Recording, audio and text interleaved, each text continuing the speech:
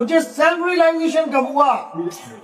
मैं तो किसी और को रियलाइज करता रह गया, मैं दूसरों को भांपता रह गया, मैं दूसरों को जानता रह गया, मैं दूसरों को परखता रह गया, मैं खुद को कब खोज पाया? तो हमारा ये ज्ञान है कि दूसरों को छोड़ो। अरे तू सिमरन किसका करे, तू ही है आपे आप। You are God but you don't know that time that I am God. क्यों भूले पड़े हैं, अपने आप को बॉडी मान बैठा है इसलिए। तो अब क्या करना है? गॉड कैसे मिलेगा? जब अपने आप को छीनो, जब लगना छीनोगे आत्म, तब लगना मिली है परमात्मा। आपको खुद को जानना है। जब आप खुद को जान लोगे तब आपको समझ में आ जाएगा कि तो ही मोही वो ही तो ही अंतर ऐसा हो जाओगे। तब पता लगेगा आत्मा परमात्मा एको करे, अंतर की दुविधा अंतर मरे। गुरु दुविधा खत्म कर देता है दोनों के बीच की। अंतर मरे, गुरु दुविधा खत्म कर देता है दोनों के बीच की, एक कर देता है। तो ये तब होगा भाई जब तुम्हारे जीवन में वेदी गुरु आए। जपी नहीं, ये लोग जपी हैं, ये तपी हैं, ये सन्यासी हो सकते हैं, लेकिन ये आत्मज्ञानी गुरु भूल जाओ इस बात को। आत्मज्ञानी गुरु कभी किसी का नाम जाप को नहीं दे, कभी नहीं। आत्मज्ञानी गुरु तुम्हें तुम्हारी आत्मा का भेद बताता है, तुम्हारी आत्मा का स्वरूप बताता है। उससे मंत्र नहीं जपवाता कि 5 घंटा जप ले, 2.5 घंटा जप ले। आत्मज्ञानी गुरु 8 पहर की भक्ति देता है। 8 पहर, एक भी सेकंड दिन में नहीं निकलना चाहिए। फिर याद रखो अपने स्वरूप। तो यही समझा रहे हैं, इस सूरत फंसी संसार में, तासे पड़ गई दूर, सूरत बांध स्थिर करो 8 पहर।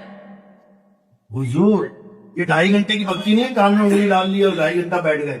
अरे आंख ना मूंदो, कान ना रूंदो, तनिक कष्ट मत धारो, खुले नयन पहचानो हंस हंस। जैसे मैं आपको देख रहा हूँ और मैं किसी को पहचान भी रहा हूँ। ठंडी ठंडी हवा चल रही है, मैं आपको देख रहा हूँ, आपसे बातें कर रहा हूँ और मैं हवा को पहचान रहा हूँ। वाह मजा आ गया। देख मैं कहीं भी रहा हूँ लेकिन पहचान में किसी और को रहा हूँ। समझो, खुले नयन यानी आंख बंद करने की जरूरत नहीं है। पहचानो हंस हंस, सुंदर रूप निहारो। उसका रूप क्या है? शब्द स्वरूप। गुरु क्या है? शब्द स्वरूपी गुरु है हमारा, देह स्वरूपी नहीं है कि मैं उसकी देह का ध्यान करूं। अरे तो खुद नाशवान देह है, मैं उस नाशवान देह का क्या ध्यान करूं? मैं नाशवान देह का सिमरन क्यों करूं? इसको समझो। मैं उसका सिमरन करूंगा जो अविनाशी है। एक को सिमरो नानका, जो जल थल रहा समाये, और वाही क्यों सिमरिए, जो जम्मे और मर जाए। ये काया जन्मती है, मर जाती है, मैं उसका हड्डी का मांस का सिमरन क्या करूं? मैं इसको क्यों याद करूं? और बात है सेल्फ रियलाइजेशन। बात ये नहीं थी कि गुरु जी के रूप का ध्यान करूं, बात थी कि मैं अपने आप को जानूं। और मुझे गुरु जी का रूप पकड़ा दिया, और वो तो आंख वालों को रूप दे दोगे, अंधा क्या करेगा? इसीलिए राधा स्वामी वाले अंधों को नाम दीक्षा नहीं देते, क्योंकि उनको सेल्फ रियलाइजेशन वाला कोई खेल ही नहीं है। वहां पे, वहां पर गुरु के रूप के साथ जोड़ा जा रहा है। अंधा देख नहीं पाएगा तो इसको नाम हटाओ, नाम नहीं मिलेगा। बताओ, अरे जिसकी तुम सूरदास की तुम वाणी लिख रहे हो वो खुद अंधा था। सूरदास को कैसे परमात्मा मिल गया? इन्होंने क्या चला रखा है? जो अंधा और बहरा है उसको परमात्मा नहीं मिल सकता। बताओ, क्या बच्चों वाली बातें हैं।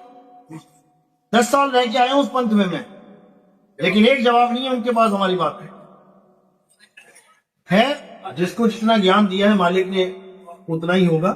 हम तो अपना फर्ज निभा रहे थे। हमने अपने माता पिता को भी इस पंथ में जोड़ा और हमने अपने गुरु को भी जोड़ना चाहा। राधा स्वामी बाबा जी के पास मैं और मेरे मामा जी जा रहे थे।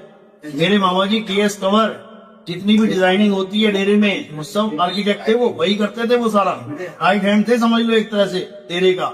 कोई उनको रोक नहीं सकता था। जब वो बाबा जी से मिलने जाते थे, वो मुझे लेके जा रहे थे बाबा जी से मिलने। क्यों? क्योंकि मैंने संत मत प्रकाश भाग 4 उसमें से एक वाणी दिखा दी मामा जी को, अपने मामा को। क्या लिखा था उसमें? सोई गुरु पूरा कहावे, जो 2 अक्षर का भेद बतावे, एक छुड़ावे एक लखावे, तब प्राणी निज घर को जावे। मैंने मामा जी से इतना पूछा, मैंने कहा बताओ तुम्हारे गुरु ने क्या छुड़वाया क्या लगाया? बताओ कौन से 2 अक्षर बताए तुम्हें? टांगे काटने लगी है उनकी। फिर कहते बाबा जी से बात करता हूँ, चलते। मैंने कहा करो बाबा जी से। बाबा जी से बात करी, मैं मिलना चाहता हूँ। कहते आ जाओ कंवर साहब, आ जाओ। लेके गए मुझे दिल्ली से, मैं ड्राइव करके दिया गाड़ी वहां से। डेरे पहुंचकर भी बोले कि हाँ हम आ रहे हैं। तो बाबा जी कहते आ जाओ। डेरे में जब एंट्री करी, जब घर से निकलने लगे कि बाबा जी हम आ रहे हैं। तो बाबा जी पूछे इतनी बार क्यों पूछ रहे हो भाई, तो आप तो आज सीधे आ जाओ। अरे नहीं, मेरे साथ भांजा भी है मेरा। कहते वो कौन है भाई? अब देखो मैं उनका चेला हूं, वो पहचान नहीं रहे उनका भांजा कौन है। वो कहते बाबा जानी जान है। वो कह रहे वो क्या करेगा आगे? कहते वो हमारी एक पुस्तक है, उसमें बाणी लिखी है, उसके ऊपर चर्चा करना चाहता है। वो कहता कहां जुड़ गया वो? कहते कबीरपंथ में। कहते हम कबीरपंथियों से बहस नहीं करते। बताओ क्यों? रामपाल जी महाराज ने बखियां उधेड़ रखी थी। रामपाल जी महाराज ने सारे नाम ओपन कर रखे थे, पूरा भांडा फोड़ कर रखा था। तो कहते कबीरपंथियों से हम बात नहीं करते। क्यों? क्योंकि कबीरपंथियों की बाणी में 5 नाम का खंडन है और उनको पता है जवाब आएगा नहीं। सावन सिंह महाराज का हुक्म था कि डेरे में घट रामायण और अनुराग सागर छपनी चाहिए। आज भी परमार्थी पत्रों में मैं दिखा सकता हूं तुम्हें, अगर वो किताबें रख ली जाए मेरे सामने, ढूंढ लूंगा मैं। आज तक अनुराग सागर नहीं छपी डेरे व्यास में। क्या हो गया? स्याही खत्म हो गई थी, कागज खत्म हो गया था। घट रामायण छापी तुमने, गुरु का हुक्म था, लेकिन अनुराग सागर क्यों नहीं छापी? क्योंकि अगर अनुराग सागर छाप दी तो उनसे सवाल जवाब होने लग जाएंगे कि ये ज्योतिर्निरंजन तो काल है, आप हमें परमात्मा का नाम बता रहे हो। ये ओंकार तो काल है, तुम हमें परमात्मा बता रहे हो। ये सोहम तो काल है, तुम हमें परमात्मा बता रहे हो। जवाब देना मुश्किल हो जाएगा। इसलिए उस किताब को आज तक नहीं छापा और डेरे में पक्का कर दिया है कि ये किताब कोई पढ़े भी ना। बताओ, मेरी बात चली एक बंदे से, मैंने कहा अनुराग सागर क्यों नहीं है डेरे में? कहते नॉनवेज खा लिया या अनुराग सागर पढ़ ली, एक ही बात है। शायद स्क्रीनशॉट मिल जाएगा मुझे। ये डेरे का बढ़िया प्रमुख बंदा था जो इंचार्ज होते हैं। कहता नॉनवेज खा लिया या अनुराग सागर पढ़ ली, एक ही समझ लो। मैंने कहा ये हाथ जोड़े भाई, तुम महाज्ञानी हो, तुम्हारा पंथ महाज्ञानियों का पंथ है, तुम्हारा पंथ महाज्ञानियों का पंथ है, हमें ऐसा पंथ नहीं चाहिए। तो हम आगे बढ़े और कोई बैर विरोध नहीं है। बहुत प्यारे बाबा जी हैं हमारे, हमें पाखंडों से दूर किया, हमें हर चीज से दूर किया, हमें कोई दिक्कत नहीं है उस बाबा से। बहुत बढ़िया। हम तो कहते हैं जिसको पहली बार में राधा स्वामी में नाम मिल रहा है, फर्स्ट टाइम में, यानी और कोई गुरु नहीं है, वो किस्मत वाला है। वो किस्मत वाला है कि वो शब्द के साथ जुड़ने जा रहा है। हालांकि वो अनंत शब्द है, कोई बात नहीं, लेकिन कम से कम वहां देही को तो परमात्मा नहीं कहता है, शरीर को तो परमात्मा नहीं कहा जा रहा, शब्द को परमात्मा कहा जा रहा है। लेकिन अनहद शब्द को कहा जा रहा है, 5 धुनों को कहा जा रहा है। वो हम कर देंगे ठीक, पहुंचो तो सही वहां तक। अनहद बाजा जमका थाना, 5 तत्व करे घमसाना, अनहद बाजा विधि विध बाजे, सार शब्द न्यारी धुन गाजे। कबीर साहब कहते हैं जो सच्चा परमात्मा है वो अलग है और अनहद बाजा काल की धुनें अलग हैं। ये बदलती रहती हैं, कभी शंख बज जाएगा, कभी घंटा बज जाएगा, बाणी बांसुरी बज जाएगी, कभी बीणा बज जाएगी। ये छोड़ो इसको, क्योंकि जो बदले सो माया संतो, जो बदले, ये माया का खेल चल रहा है यहाँ पे। जो परमात्मा है वो अजर अमर अखंड, अखंड यानी वो कभी खंडित होता ही नहीं, वो बदलता ही नहीं है। क्योंकि जो चीज बदलेगी वो खंडित हो गई। दूध खंडित होगा तो दही बनेगा, दही खंडित होगा तो घी बनेगा, मक्खन बनेगा, मक्खन खंडित होगा तो घी बनेगा, घी को खंडित करो, घी से क्या बनेगा आगे?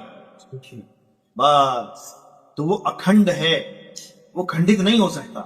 वो नाम अखंड और सब खंडा, सार शब्द गर्जे बरमंडा। वो सार शब्द अलग चीज है, अनहद बाजा अलग चीज है। कानों में उंगलियां डालने वाले तपी हैं, तपस्या कर रहे हैं। ये जपने वाले जपी हैं, जप कर रहे हैं। उंगलियां टेढ़ी हो जाती है कर करके, हाथ हिलते नहीं है, जाम हो जाते हैं लकड़ी की तरह। हमने किया ना 2-2 घंटा, हमें पता है। आके कोई बात करे जरा। वो कह रहे हैं आंख ना मूंदो, कान ना रूंदो, तनिक कष्ट मत डालो। और इतना कष्ट होता था, हाथों में ब्लड सर्कुलेशन खत्म हो जाता था, इतना बुरा हाल हो जाता था। वो तुलसी साहब का हाल हो गया था हाथरस वाले का, लकवा मार गया उसको। ये बैठे बैठे आसन में बैठा ही रह गया, वो उठ ही नहीं पाया। फिर उसकी वो लेके जाते थे पालकी, 4 लोग उठा उठा के। बताओ, ये भक्ति है, इसको भक्ति कहते हैं। बाबा गिरिदास जी कह रहे नाम उठत नाम बैठत, नाम 8 जाम रे।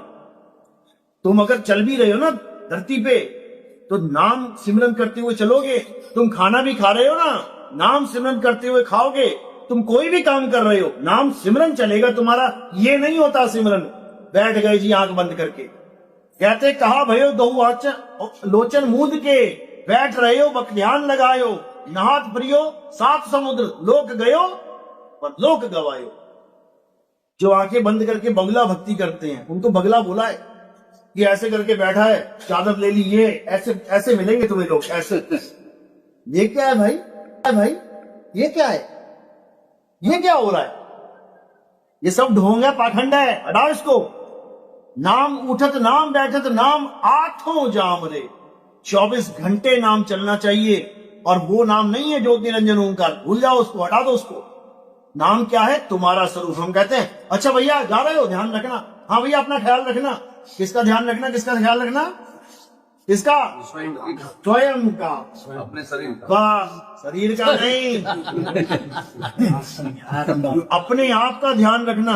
अच्छा भैया अपना ध्यान रखना, यानी भटक मत जाना, अपना ध्यान रखना। तू कौन है? लेकिन ध्यान किसका कर रहे हैं? दिल्ली आ गया है, मुंबई आ गया है, कलकत्ता आ गया, अपना ध्यान किसी को है ही नहीं। अब क्या करना है?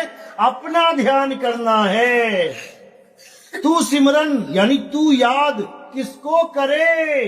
तू ही है आपे आप। अपने आप को जान, उसके बाद देख क्या होता है भाई। तो हमारा जो ज्ञान है वो स्वयं का बोध का ज्ञान है, सेल्फ रियलाइजेशन। हु एम आई? तो ये चीज तो सहज योगा में ये सेल्फ रियलाइजेशन से ही हम लोगों को शुरुआत। थोड़ा इनका अलग है। अच्छा ये अलग है। सहज योग वो माता जी वाला जी, तो बड़ी सी बिंदी लगाती हूँ। अच्छा ठीक, हाँ चलिए ना। देखो उसमें सहज योग नाम रखने से नाम नहीं उसमें कोई दिया जाता था, तो बहुत सारे जैसे जय गुरुदेव में, राजा में ये 5 नाम है, ये है। तो इसमें बी अवेयरनेस मैंने सेल्फ में स्वयं की पहचान की। वो नहीं कह रही। देखो जहाँ तक मुझे पता है वो माता जी ना तो कोई देवी देवता तुम्हारे देवी देवता की पूजा भी करो, ये भी करो, वो भी करो, सब कुछ चलता है कि नहीं? सब चलता है ना। अब बताओ कि सेल्फ वाला खेल कहाँ रह गया? जब सब कुछ चलता है तो सेल्फ तो केवल नाम के लिए है। मैं कह रहा हूँ अपना ध्यान रखो, तुम कह रहे हो ओके, जय जगदीश हरे स्वामी, जय जय अम्बे गौरी। ये क्या है? सेल्फ का मतलब you are the only God, no one is God. आपके अलावा आप ही हो जो कुछ हो। फिर आप किसकी आरती कर रहे हो? किस भगवान को पूज रहे हो? किस देवता को पूज रहे हो? ये केवल नाम का सहज योग है, ये काम का सहज योग नहीं। जब हमने कह दिया कि आत्मा ही सत्य है तो कोई देवी देवता सत्य नहीं है, किसी का शरीर सत्य नहीं है, किसी की पूजा पाठ सत्य नहीं है। गीता में अध्याय 7 23वें श्लोक में बोला है जो देवी देवताओं की पूजा करते हैं वो अल्प बुद्धि जीव हैं, जिनकी कम अकल होती है। जैसे अभी एक लड़का था ना, 20 साल 25 साल का लग रहा था, लेकिन उसकी बुद्धि देखोगे ना 5 साल 6 साल 7 साल के बच्चे जितनी होगी। वो आया था एक आरती में, बस ऐसा बोला गया है गीता में कि ये मेंटली रिटार्डेड लोग हैं जो देवी देवताओं की आरती गा रहे हैं, पूजा कर रहे हैं। अध्याय 7 23वां श्लोक अभी खोल के देख लो, तुम्हें सामने दिख जाएगा। ये चीज हमें खटकने लगा उसमें। हाँ राधा स्वामी में जी पॉलिटिक्स, उससे हमें खटकने लगा। पॉलिटिक्स तो नहीं खटकी थी। देखो ये मिला कि ये लोग कबीर साहब का उदाहरण देते हैं, ताज का उदाहरण देते हैं, तो अपनी बात इन्होंने नहीं कहा, इन्होंने तो दूसरी की बात को संग्रह करके पुस्तक में लिखा। ऐसी बात नहीं कि इन्होंने अपनी भी खूब कही है। इन्होंने सार वचन पढ़िए कभी, इन्होंने अपनी कही है सारी, लेकिन मिलावटी। सारी बाणी कबीर साहब की बाणी आप देखोगे, हर बाणी को आपको लगेगा यार ये तो मैंने कहीं सुनी हुई है, कबीर साहब की बाणी है। जैसे कोई कविता है आपके सामने आई, बड़ी अच्छी लगी, आपने क्या किया, 2 4 5 शब्द मिटा दिए और अपने फिट कर दिए, अलग करने के लिए ये तो मेरी है। अरे वो तेरी नहीं है भैया, वो किसी और की है, तूने तो उसमें खुरपेच करी है। तो कबीर साहब की बाणी में इन्होंने पूरी खुरपेच करी है और अपना ग्रंथ बना दिया पूरा। जगह से देखा चोरी किया हाँ जी का, बिल्कुल, जी का कबीर साहब की वाणी को लेकर के संग्रह 4-5 साल मैं डेरे वालों के पास जितने आश्रम दिखते थे मैं सब में जाता था और उनको पूछता था ये संतमत प्रकाश भाग 4 में मदन साहिब कौन है भाई ये बताओ। एक के पास भी जवाब नहीं था। 5 साल लगातार मेहनत करने के बाद वो दिन आया जब इन्होंने अपने आश्रम में मदन साहिब का ग्रंथ छापा। तो एक पुराणों में जो लिख दिया गया ओम नमः शिवाय जपिए, ओम जपिए, शुरुआती के लिए अच्छा है, नमो शुरुआती भूते वासुदेवाय जपिए, ये सब शुरुआती के लिए अच्छा है, बता तो रहा हूँ। ये आंगनबाड़ी क्या है, ये अच्छा है। LKG UKG क्या है? LKG UKG क्या है, अच्छा है, लेकिन क्या LKG UKG डॉक्टर बन जाओगे क्या? नहीं तो फिर शंकर जी क्या कह रहे हैं, कभी पुराण पढ़ो, उसमें क्या बोल रहे हैं कि ज्ञान तो बहुत है, लेकिन सबसे ऊंचा ज्ञान क्या है? आत्म ज्ञान ही सबसे ऊंचा ज्ञान है। गीता में भी बोला हवन करो, यज्ञ करो, पूजा करो, पाठ करो, लेकिन किंतु जो अपनी आत्मा में रमण करता है, जो अपनी आत्मा में तृप्त है, उसके लिए कोई कर्तव्य नहीं है। समझे? यानी एलकेजी शुरुआत अच्छी है, ये मंदिर है, अच्छी बात है, जाओ इसमें पूजा करो, पाठ करो, इससे क्या होगा? तुम्हारे भाव भगवान से जुड़ेंगे। लेकिन तुम कहो कि भगवान इसमें मिलेंगे, नहीं मिलेंगे।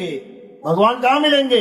तेरी आत्मा में राम छुपा हुआ है, तुझ में राम, मुझ में राम, सब में राम। मंदिर में भजन लगते हैं, तुझ में राम, मुझ में राम, और मंदिर बुलाते हैं, आ जाओ पूजा कर।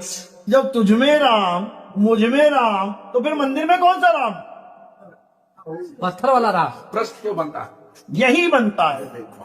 यानी तुझ में भी राम, मुझ में भी राम, फिर राम को कह रहे आगे भैया पूजा कर ले, राम जा रहा है पूजा करने। यहाँ पे मेरे समझ से ये कंसंट्रेशन के लिए, जैसे छोटे बच्चे को कबूतर दिखाया जाता बस इतना ही खेल, बस ये चीज को मैं एक समझ चीज और पा होता है, सभी लोग जाते हैं गुरु के दर्शन करते हैं और गुरु से वो नाम मिल जाता है, और गुरु के पास से भी आते हैं तो उसमें वो भूमिका शामिल में भटके रहते हैं। चलो कोई बात नहीं, अच्छी बात है, इतनी बात। और अगला प्रोग्राम एक और है हमारा अभी।